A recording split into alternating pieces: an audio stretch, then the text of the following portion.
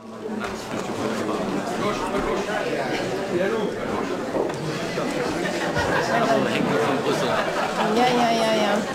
Da ist er ja schon.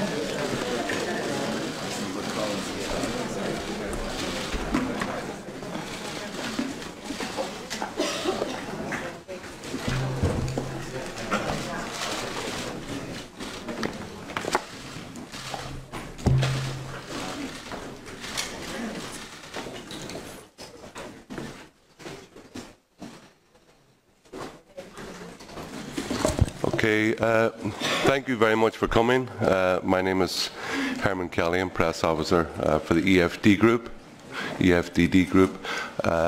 We're here for the press conference for Mr. Nigel Farage, MEP, and I'll just let him say a few words and then we'll have questions after that. Thank you very much. Herman, thanks. Good morning, everybody. The 23rd of June, well, in one way, it was unremarkable, because all the United Kingdom did was to vote to become a normal country again. Normal countries have their own parliaments, make their own laws, normal countries have their own courts, normal countries control their own borders and decide who can come and live and work and settle in there. But, and you could argue that there are already 183 countries in the world that celebrate Independence Days, and all we did was to become the 184th. But I guess it wasn't quite as simple as that, because what was achieved on June 23rd was a remarkable victory for the little people, ordinary people, decent people, against the big corporates, the big banks, big politics, wealth, power. And that was why it was a remarkable victory, because Project Fear, or even Project Threat, that we saw during the campaign did frighten an awful lot of people. Despite that, we've won. I'm sorry to say that in the United Kingdom, and perhaps too here in Strasburg, there is a fair bit of division in the air at the moment. But the result is the result. We're not going to have a rerun. This is not going to be like Denmark or Ireland. It isn't going to be like the Netherlands or France, where they were basically ignored back in 2005. This result, I'm certain, will stand. And I'm certain that we are going to leave the European Union and get back our sovereignty.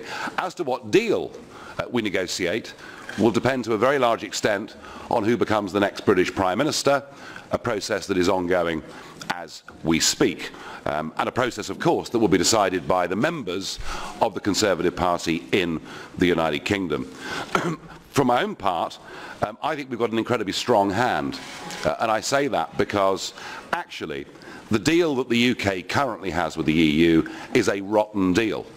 You know, what we joined 40 years ago in a world of high tariffs, one could argue, gave a significant business advantage. But in a world where tariffs have come down, to pay a big daily net membership fee of £34 million a day, to have the untrammeled free movement of people, to be prohibited from making our own trade deals with the rest of the world, but perhaps worst of all, to be stuck inside this outdated customs union that means the 88% of the British economy that is not exporting to the EU is still bound for the same rule book. For all of those reasons, Britain's current relationship is rubbish.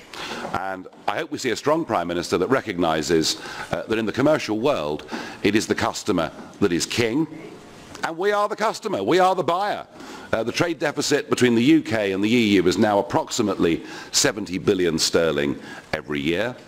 And with elections coming up next year in France and in Germany, I would expect to see German car manufacturers and French wine and champagne producers putting big pressure during that electoral process for a common sense deal to be reached with the United Kingdom.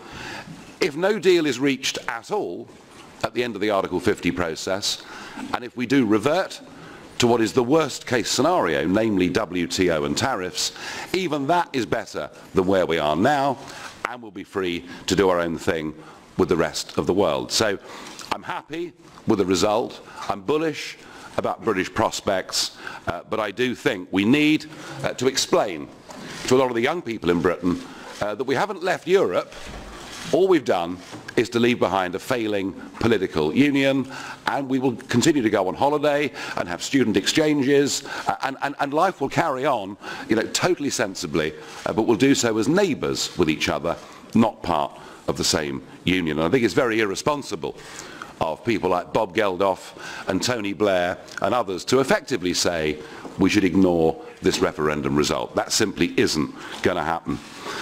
And I do feel that our result offers a beacon of hope to movements right across the European Union. And it's fascinating to see opinion polls now in Denmark suggesting that in a referendum there they may well vote to leave. In the Netherlands, similar. The Czech Republic. Even in Italy, there was an opinion poll that showed 48% of Italians would now vote to leave the European Union. Either way, nothing is ever going to be the same again. I do believe that this project, the European Union project, is now dying. And we've got some big red letter days coming up already. The 2nd of October, for example, when the Hungarians vote on migrant quotas, when the Austrians rerun their presidential elections. The other feature that you will see over the course of this summer is the Eurozone crisis is back, not just with the next round of Greek repayments coming up over the course of the next few weeks, but with a deteriorating and I think pretty worrying situation in the Italian banking sector, where the red lights are flashing pretty clearly. I, for my own part, as you will know, have stood down as leader of UKIP in the United Kingdom. I won't be leading the party into the next sets of national domestic elections. I've done that because I came into politics from business. I'm not a career politician, and I think I've done my bit with getting a Brexit vote in that referendum. But I will see my time out here. We will oversee, once Article 50 has been triggered, the negotiation process to see how it's proceeding. And I do find myself now freer, and I will be working with parties and political movements across the rest of Europe who are looking to get their independence back too. I know there's been a huge demand this week to do interviews with all of you, and I just haven't got the time to do it, hence the press conference, and I'm happy to take as many questions as I possibly can. So just for myself, I'd like to say I'm immensely proud to have been a part of, along with UKIP, of what they've achieved. As an Irishman, I've kind of like a foreign battalions, and I'm very proud of it, and hopefully, as Nigel says, nothing will ever be the same again in the European Union.